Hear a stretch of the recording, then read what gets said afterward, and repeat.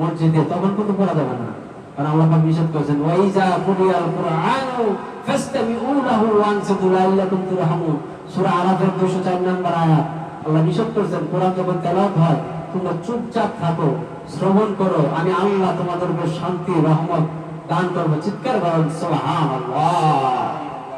এই জন্য সূরা তেলাওয়াত করতে হবে, যখন হুজুর আস্তে তেলাওয়াত করতে তখন আমরা সূরা ফাতিহা আদায় করে নেব ইনশাআল্লাহ। আর একটা প্রশ্ন আসছে যে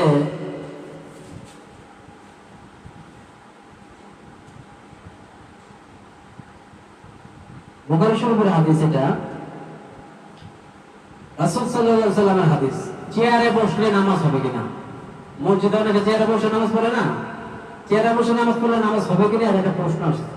চেয়ারে বসে নামাজ পড়লে নামাজ হবে না, এটা দলিল বুখারী শরীফের 1048 নম্বর হাদিস, বুখারী শরীফের 1050 নম্বর হাদিস।